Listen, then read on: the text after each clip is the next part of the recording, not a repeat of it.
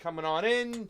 Welcome back to the Convo Couch, ladies and gentlemen. I am Pastor Jardula. And I'm Fiorella. And we got a great show for you today. As we know, yesterday somebody made a big presidential speech, fam.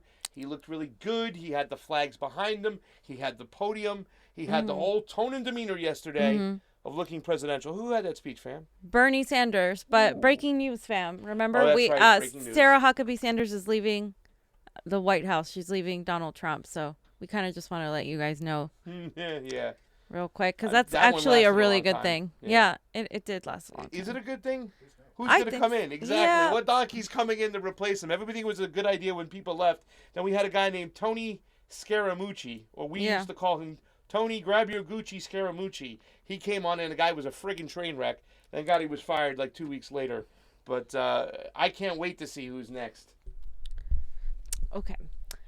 Well, so Bernie Sanders, as you know, many of you know, gave a really great speech yesterday, and there's something that I want to tie this to foreign policy later, but I want to start off by kind of going through the major parts of his speech. I went through the entire thing and I cut it down to like 23 minutes, and then I looked at each little part that I thought was important and that everybody needs to hear, because I know a lot of people rag on Bernie for his lack of foreign policy, as far as he hasn't been as astute as Tulsi, and he didn't talk about election integrity when 2016, after all of that stuff happened. However, he is bar none as far as the domestic economic policy of our country. And this is where he's actually kind of coming out of the closet and saying he's a democratic socialist. So let's get started with it, Johnny. Can I ask you a question, though, real quick? What overall grade, before we get started, just what overall grade would you have given him yesterday? Because I gave him a B+. But, yeah. No, he definitely got an A. I definitely got an A. Well, we disagree. Domestic policy? Absolutely A+. Domestic's A+. just not enough. Well, yes, but here, that is what I want to tie it to at the end. Definitely. Yeah. So let's start at 0 minutes. And let me begin by saying, my friends, we are in the midst of a defining and pivotal moment for our country and the planet. And with so many crises converging upon us simultaneously, it is easy for us to become overwhelmed or depressed, or even to throw up our hands in resignation. But my message to you today is that if there was ever a moment in the history of our country where despair was not an option, this is that time. If there was ever a moment where we had to effectively analyze the competing political and social forces which define this historical period, this is that time. If there was ever a moment when we needed to stand up and fight against the forces of oligarchy and authoritarianism, this is that time.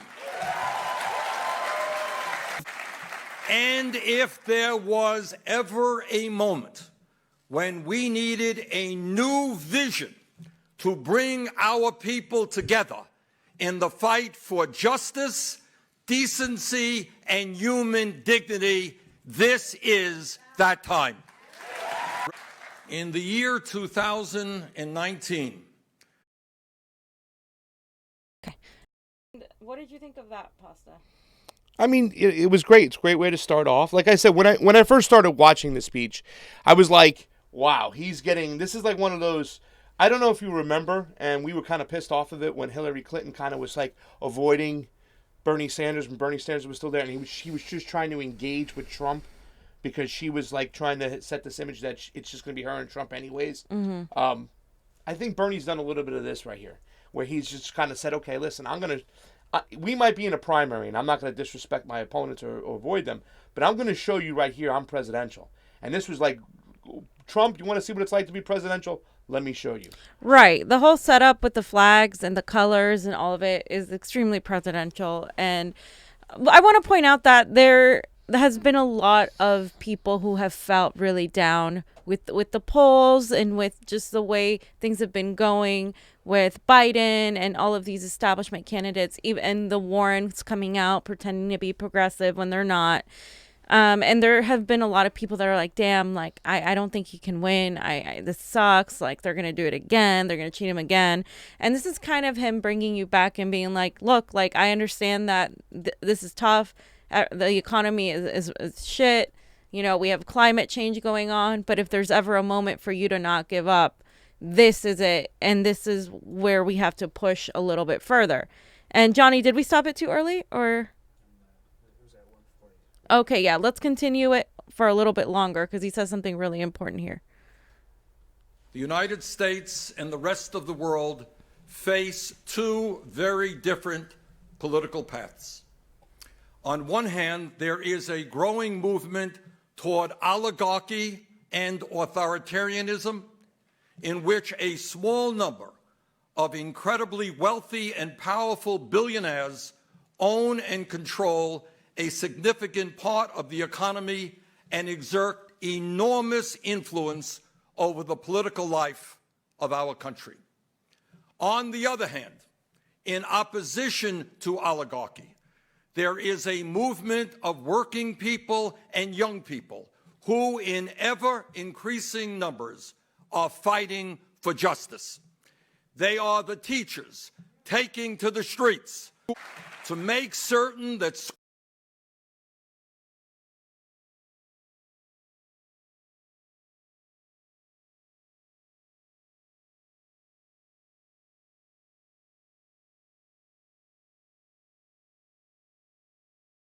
you have two choices right now.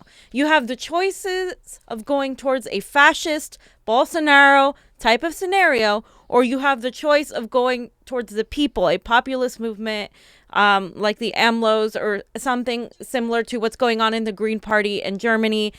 There is that counter movement going on.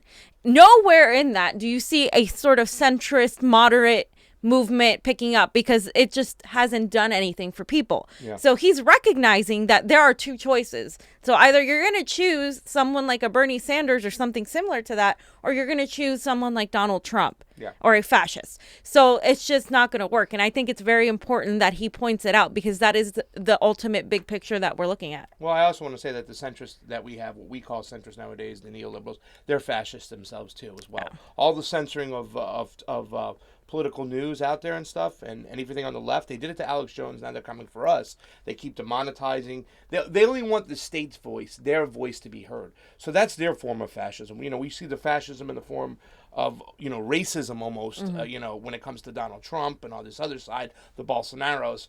But there is another form of fascism right there. And people don't want to deal with it no more. They're either going to go one way or the other. So he is presenting himself as the other option out there, and that's why the show is going to be a great show because we're going to talk about it in other places too as well. Absolutely. Yeah. And so at 4 minutes and 11 seconds, he starts giving us some numbers. Numbers. Fam, I want numbers. People want to hear the numbers. Give me the numbers. Give me the raw data. Give it to me. Now. Reform. Now, when we talk about oligarchy, let us be clear about what we mean. Right now, in the United States of America, 3 families control more wealth than the bottom half of our country, some 160 million Americans. The top 1% own more wealth than the bottom 92%. And 49% of all new income generated today goes to the top 1%. In fact, income and wealth inequality today is greater in the United States than in any time since the 1920s. And when we talk about oligarchy, it is not just that the very rich are getting much richer. It is that tens of millions of working class people in the wealthiest country on earth are suffering under incredible economic hardship, desperately trying to survive. Today, nearly 40 million Americans live in poverty, and tonight, some 500,000 Americans including many veterans, will be sleeping out on the streets. About half of our country lives paycheck to paycheck, as tens of millions of our people are an accident, a divorce, a sickness, or a layoff away from economic devastation.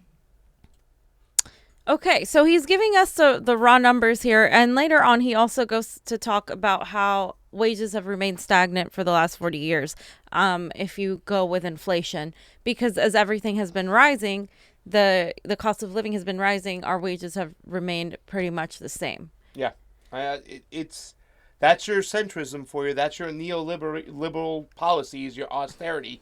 It's driven us to a point where they're either going to the right or the left. The numbers don't lie. And that's why he's explaining the democratic socialism. And he says somewhere in the speech, I don't know if we clipped it, if you lay down the platform next to democratic socialism, it's almost hand in hand. And every single time along the way in our history, they've tried to frame social programs as socialist as being bad. Social Security, bad. Even the money that costs for roads and infrastructure, bad. It's a form of socialism. As they're taking it, especially the boomer generation. It is very, and this isn't an attack necessarily on every single boomer, but the fact is that a lot of them are voting for someone like Biden, and they're taking their Social Security checks, and they refuse to give that to the next generation. And this is kind of calling out their hypocrisy. Like, I'm gonna call out FDR. You guys all benefited from FDR. And you know what? This is what I want to do for this generation. So that is Bernie calling out the hypocrisy of these people. And it's entirely valid. It's entirely valid. And it rings true to a lot of the other generations who didn't get to go to school for free, who aren't going to get Social Security, who have to pay so much money that they cannot afford a house, especially in places like California. And he's pretty much throwing it in their face. And so he's going to continue talking a little bit more about how it's such a low standard of living that this generation is now, for the first time ever, experiencing a lower standard of living than the generations before it, which is, he says, unacceptable, as well as the life expectancy of people. He talked about West Virginia, where Paula Jean Swearengin ran a great campaign. West Virginia, there was an 18-year difference between the wealthy county in Virginia, in the state of Virginia, that was only 300 miles away, versus the poor in the reference of the age men, the life expectancy of men. So it was like an 82 years for the wealthy and 63 years for the poor, which is ridiculous. Yeah. And so he's going to continue talking about now on an international level what's happening. I think people have to take a look at this and see. When you see those those statistics, so you got to see what's really going on. I mean, we're so kind of like programmed to think that this money system, this monetary system, is just the rule of law. It's the rule of God. It's the way things are. It's like, no. We were talking the other day, fam. I think if we spread everything out, like from what the oligarchs have, the rich, each individual will have the cost of $400,000 or something like that. Yeah. Okay. This is resource. This is life. Yeah. And right now we've been so tainted and so misled that the uber rich are just like, up there and across the world. This whole weekend, me and Johnny were watching Kazakhstan. Where else, fam? Albania, right? Hong Kong, all around the world, there's uprisings. People are going on. It's time to grab a fork and knife and start eating the rich. Yummy. Let's go. What? That's it. Eat the rich. I can cook the rich really good. I mean, I'm sure you can. I got a oligarch bolognese that'll blow your head. An oligarch bolognese. Oh, I got a plutocrat. Nine. I'm sorry. What you're doing? I got a plutocrat carbonara. Right? You know what I'm saying? Woo! Like to get a Rothschild steak. Around. Our younger generation will, for the first time in living memory, have a lower standard of living than their parents. And that is not acceptable.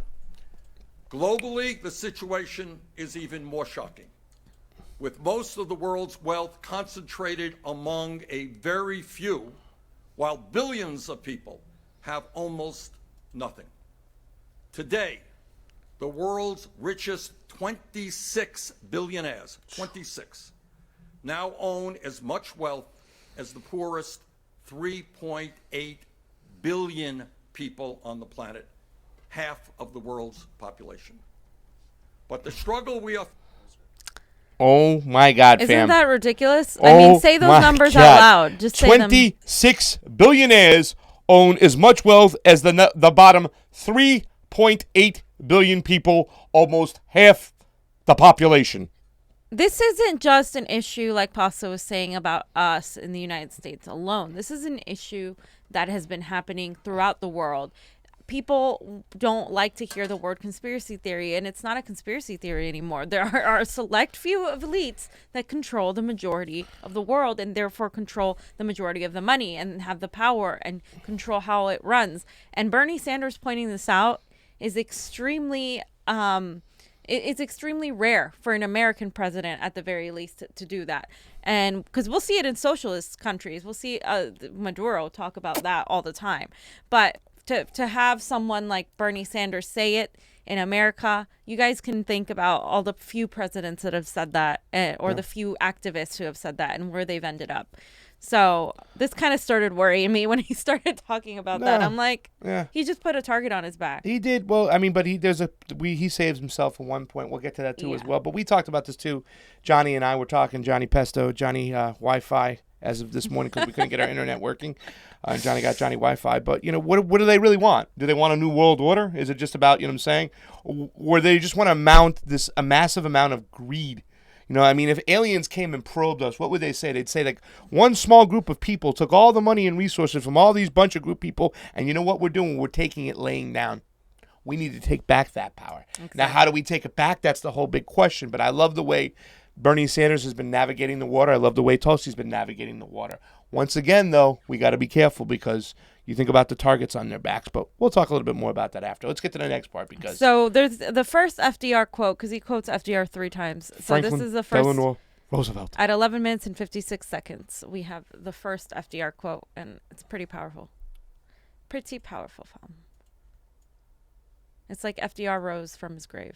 It spoke through Bernie. Like today, the quest for transformative change was opposed by big business, by Wall Street, by the political establishment, by the Republican Party, and by the conservative wing of FDR's own Democratic Party.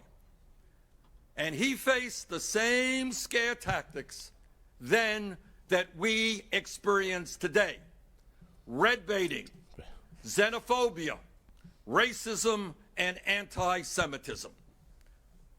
In a famous 1936 campaign speech, Roosevelt stated, and I quote, "We had to struggle with the old enemies of peace, business and financial monopoly, speculation, reckless banking, class antagonism, sectionalism, war profiteering.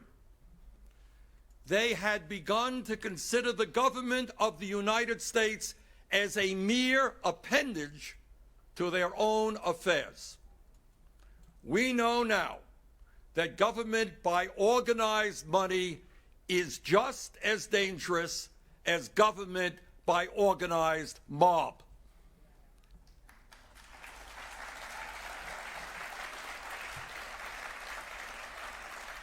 And Roosevelt concluded, and I quote, "Never before in all our history have these forces been so united against one candidate as they stand today. They are unanimous in their hate for me, and I welcome their hatred." I know that's what you want to talk right there, fam. I mean, that was pretty savage, and and then he goes on to say, well, it seems like it could be used right now, haha. He makes like a little joke, like, because it does. I mean, if anyone heard it and didn't know that it was FDR, they would think he said that. Yeah, because that's exactly what's happening. We're seeing the mainstream media attack him. We're seeing the mainstream media attack Tulsi. We're seeing the mainstream media and the political establishment come after and try to censor the very two people who are trying to pretty much make everybody aware of how dire the situation is and how corrupt everything is, because they don't want to lose their power. And so he's literally calling them out. And he even said red baiting, which is interesting to me, because he's obviously put out the Russian narrative multiple times. So I think there is a little bit of Bernie that I feel like he is being advised to act a little hold back a little bit, because if we look at the Bernie from the 80s, he was a lot more outspoken against the political establishment, and he was more foreign policy oriented if we look at the Bernie in the 1980s. Yeah. So I don't think that's changed. I actually think that he is in this, and he's playing the political game, and he's doing that for a reason, and I'm going to get to that reason a little bit later. Yeah, I think that if you look at one of Bernie's old speeches when he was talking about, we don't have a major enemy, talking about, when all the funding. Who are you worried about, Iraq? Who are you worried about, Panama? If you don't remember that beautiful speech that he had, and he was old school about that, about us spending all this money on the military. Mm-hmm. Meanwhile, everything's suffering back home. The reason with Karen, we can't have nice things. We're spending all this money over there, and it's nothing over here. And this was just an amazing speech, and this was an amazing part of it, because he has been kind of throwing out that Russian narrative, that red bait narrative. Mm-hmm. But at certain times, he's seen, people have just gotten ridiculous about it. Right. That they call you a Russian bot just because you disagree with them. Right. So I'm glad he kind of tempered that on that side. Well, once again, Bernie's playing all sides. He's playing the flute, so he's doing a great job of it. He's been, let's keep in mind, he's been at this for years, and nobody was listening to him then. He also starts talking about how democratic socialism is the way to defeat extremism. And this is what we want to get to, because the majority of people still have a problem hearing the word socialism in this country. So he has to tie it back to how is this going to defeat what we're facing. I think he's stuck with that label now, and I'm going to own up to it right now. I'm going to put it out there. I'm going to talk about what democratic socialism is. Because if you're going to call you the democratic socialism, I'm going to prove to you why democratic socialism is better. And he used to always do that. It's not socialism, it's democratic socialism. Which kind of bothers me still, but I understand why he's doing it at the same time. Because there's still a free market. He wants everybody in their capitalistic minds to think, hey, you can Socialism doesn't mean the abandonment of a free market. And I know. We'll get to that later. It has that stigma, though. Yeah. A lot of people are just uneducated about it. So, yeah. Go right ahead, Jonathan. I'm sorry. We can never forget that President Roosevelt was reviled by the oligarchs of his time, who berated these extremely popular programs as socialism. Similarly, in the 1960s, when President Lyndon Johnson brought about Medicare, Medicaid, and other extremely popular and important programs, he was also viciously attacked by the ruling class of this country. And here is the point. It is no exaggeration to state that not only did FDR's agenda improve the lives of millions of Americans, but the New Deal was enormously popular politically and helped defeat far-right extremism.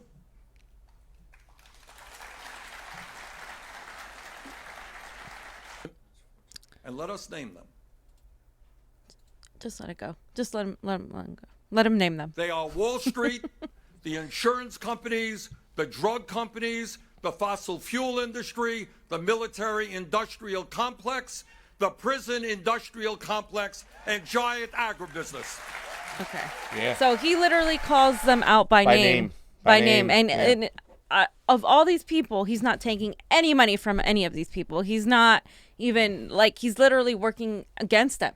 And that's what I love about him, is that, yes, this is domestic policy, but I think he's very well aware of what's going on foreign policy-wise. But there is someone else that's doing even more on that, which, again, I want to get to that in a minute at the end, because it'll tie right into what you're going into. But I'll let you guys know my theory on that. Well, we'll get into that. I love the exact enemy, knowing your enemy. You know what I'm saying? These lobbyist groups, these big pharma, military-industrial complex, the prison-industrial complex, he named all 7, even big agro nowadays with Monsanto and all that, and that's who is exactly pointing the finger on. He knows exactly who's against them, and he wants to let everybody know who the big enemy is so we can fight them. Because we need to do it together from the bottom up, right, fam? Right. And the thing is he's also enacting legislation that is directly attacking these Absolutely. people. He's not just having plans. He doesn't just have plans. He's actually doing stuff legislatively to actually help this. So Yeah. What's next? he's talking about the economic freedom. What does it mean for economic rights? Look So at the time, just go all to I know. 1627. Yeah, just go to 1627.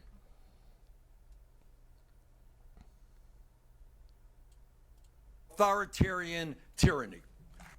We must recognize that in the 21st century, in the wealthiest country in the history of the world, economic rights are human rights. And that is what I mean by democratic socialism. To realize this vision, we must not view America only as a population of disconnected individuals.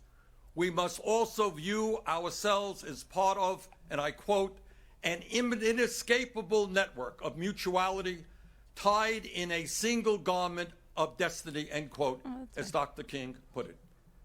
Yeah, so he's trying to basically take away the stigma that democratic socialism is a dirty word. Like Dr. King talked about it. And yes, Dr. King spoke about it. And in fact, the more Dr. King spoke about it is when he was targeted, because the more he was talking not only about the civil rights of black people and the civil rights movement, he was tying that to economic justice. And what I say time and time again, and I know Pasta says time and time again, is that we have to tie our social justice issues to economic justice, because without economic justice, you have nothing. You don't have that mobility. You're only going to have the symbolism of having that justice, but you're not really going to have that justice. And a lot of people criticize Bernie for focusing on that, for focusing on the fact that we are all in this together, that these people are trying to divide us up. But that is the reality of the situation, is that is the truth. That is what they're doing. They're using these constructs to divide us up. But he always mentions and never forgets that there is this plight that has to be recognized. And I love how he actually does that. Yeah, I mean, I know some of us want to crush the whole monetary system we have right now, and that would change everything. But I think he's talking about in this environment, if, finances and money means everything, their human rights are economic rights. Everything from your food, from your, from your housing, it all comes through economics. So when you have economic rights, you're actually producing human rights. And we've been saying it all the time. It's still an open-ended case for us. We still talk about it a lot when it comes to, racial justice versus economic justice. Which one is important? Are they equally important? I think that's what everybody would say, is they equally important. But which one if we fixed one, would it help the other? If we fixed the other, would it help it? I think it's an open discussion. We can continue to talk about it. Yeah, Pasta and I want to have a discussion with Nico, but he had to go Nico's take care of his cat. At the vet. All right. What else we got? So let's go to 18 minutes and 4 seconds, because this kind of goes along with what we're saying. Are you really free if you don't have the power to take care of yourself and have a normal life? Are you really free? Because this country loves to say how free we are and how we're the land of the free and the home of the brave. But really, are we? Actually means. Ask yourself, what does it really mean to be free? Are you truly free if you are unable to go to a doctor when you are sick, or face financial bankruptcy when you leave the hospital? Are you truly free if you cannot afford the prescription drugs you need in order to stay alive? Are you truly free when you spend half of your limited income on housing and are forced to borrow money from a payday lender at 200% interest rates? Are you truly free if you are 70 years old and forced to work because you lack a pension or enough money to retire? Are you truly free if you are unable to go to a college or a trade school because your family lacks the income? Are you truly free if you are forced to work 60 or 80 hours a week because you cannot find a job that pays you a living wage? Are you truly free if you are a mother with a newborn baby, but you are forced to go back to work immediately after the birth of that child because you lack paid family leave? Are you truly free if you are a small business owner or a family farmer who is driven out of business by the monopolistic practices of big business? Are you truly free if you are a veteran who has put his or her life on the line to defend this country and tonight will be sleeping out on the streets? To me, the answer to those questions in the wealthiest nation on earth is no. Under those conditions, you are not truly free. Okay. Yeah, so He's tying it together. He's literally saying that you're not free. Yeah. Like, that is a very, like, the Republicans are going to be like, Bernie's anti-American. Even the Democrats, he doesn't love this country. They're going to all say that, but really, he does, because he's literally telling you how this is a form of slavery. It's a form of slavery through wage slavery, because you have to work 3 jobs to make ends meet, to barely get by, or your one job isn't enough. And even if you work 40 hours a week, people are sleeping in their cars, which is what he regurgitated when he went to talk to Disney workers, and which is now why Disney is paying their workers a living wage, at least here. And it's very important that people take that and don't get offended, because it's the reality of the situation is none of us are free unless we can freely live our lives with dignity and the way we should be living. With economic justice we talk about too as well. You know what I'm saying? It's and it's this whole stigma when you talk about democratic socialism or socialism as a whole. Republicans immediately say, well, that infringes on our freedoms. It's not freedom. You know what I'm saying? He's saying, okay, right. Really, if that's the argument, right. And you talk about, we have to stick in this capitalist system because it's freedom. Are you really free if you can't really meet the everyday standards, the living costs that are put in front of you? Mm. Are you free if you can't afford to pay your rent if you live paycheck to paycheck? Are you free if you can't go to the doctor when you have a pain in your chest? Are you free if you can't afford your insurance or your car payment and they come and repossess it? How are you free from this whole mindset that we've been sold as a little child, what we were taught in history class, what we were taught in school? Are you really free? Because now, for the first time in human memory, are we living human memory? We're living and we're faced with a lesser standard than what our parents had, and it's still going down further and further. And to close it out, Johnny, let's do at 20 minutes and 32 seconds all the way through, and then here. We can't do our stuff. We have to go jump to the James. Bill of Rights that establishes once and for all that every American, regardless of his or her income, is entitled to the right to a decent job that pays a living wage,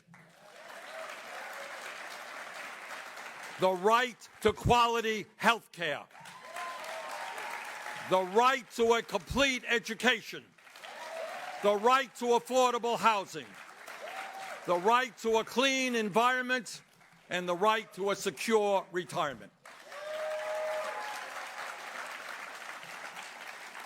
Over the course of this election, my campaign has been releasing and will continue to release detailed proposals addressing each of these yet to be realized economic rights. We will also address the attacks that are being launched every day against the civil rights and civil liberties of our people. And let me be absolutely clear.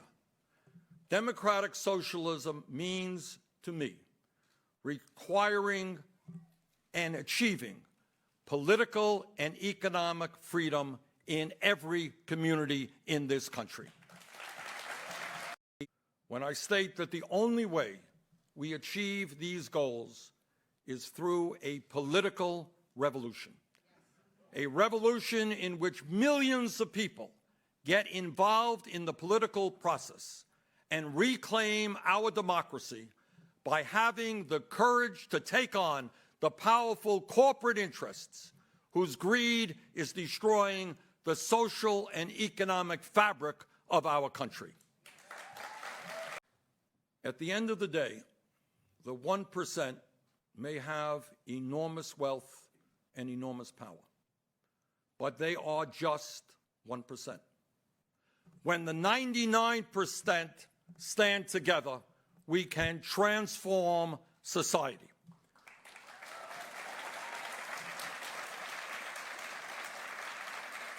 My friends, these are my values, and that is why I call myself a democratic socialist. At its core is a deep and abiding faith in the American people to peacefully and democratically enact the transformative change that will create shared prosperity, social equality, and true freedom for all. Thank you very much. So to just kind of wrap it up here, basically he's saying we're going to have an economic bill of rights, which is extremely important because a lot of people like Andrew Yang, for instance, because he offers you UBI. $1,000 a month, you get $1,000 a month, I get $1,000 a month, we all get $1,000 a month. The problem with UBI without a minimum wage, because he's not for a $15 minimum wage, is that's a kind of neoliberal tactic. This is why it was proposed by certain neoliberal economics, because that allows them to actually be in control and not necessarily guarantee you a job, guarantee you a living wage. And $1,000 doesn't get very far a month if you don't have a job. So also, it's going to come out of Social Security. It's going to come out of either taxes. You don't know where that's going to come out of. That's the problem I have with Andrew Yang's theory. But if you have something established, like an economic bill of rights where you have a federal jobs guarantee and you have a right to affordable housing and you have a right to Medicare for all, that is socialism. That is literally giving the people, the collective, the basic needs to survive. And only then are you able to implement something like UBI to where it's actually going to be by and for the people. Otherwise, it doesn't work. So I think Bernie is setting us up for the next stage, which is going to be us having to deal with automation. And this is why that's very, very important. But fam, I know I wanted to tie it up to the fact of Tulsi Gabbard. Tulsi Gabbard is Bernie on foreign policy. She, as far as foreign policy, is bar none. I mean, she goes after the military-industrial complex, has talked about, frankly, about pardoning Assange. She has talked about no hands off Venezuela, but she can do that because she's not labeling herself as a democratic socialist. She's against labels. She is entirely against labels. You ask her about that, she's like, well, it's not a left or right issue. You know, this is a policy issue. And this is why she's so good at getting the Republicans and getting the independents and getting all these people. That's on foreign policy. On the other hand, we have Bernie Sanders on domestic policy. Bernie Sanders on domestic policy is hardcore, and he doesn't go on the foreign policy. But this works perfect because she is going super hard on the foreign policy, and he is going super hard on the domestic policy. And both of them aren't really infringing upon what the other is doing domestically or foreign policy-wise. They're not getting in the way. They're not saying anything, but they're not getting in the way. They're sort of mimicking kind of what the other is doing. And I think that avoids Bernie being labeled as someone like Tulsi as an outsider. And that also avoids Tulsi being labeled as a typical Democrat who is actually more of an independent, libertarian, whatever, and getting the Republicans. I think that is the perfect match. And I think what they're doing is actually amazing, because if we can get her to, after the debates, to start getting even more popular, which she is growing, unlike the mainstream media says, I think this is the perfect way, not saying that she's going to be VP, but at least like this is what we need. Her foreign policy, his domestic policy together make the perfect combination. All right, that's some good stuff, fam. We got to get out of here. We have somebody coming on the line. Fam's going to be back. She's going to be doing an interview with James Aaliyah. We're going to be talking a little bit more about the voting process within the Democratic Party, particularly here in the California Democratic Party, and a lot has to tie into what had happened with the case with Jared Beck and the judge pretty much saying that it's a business and they can do what they want. It has really curved the behavior of the Democratic Party here in California, and Fam and James are going to get back into that. I'm sorry about the Lulu stuff. We just got caught up with a little bit of time. We'll come back. We'll talk about the Lulu stuff and also what's going on in Nicaragua. For Pasta Jardula and Fiorella Isabel, Convo out. Thank you.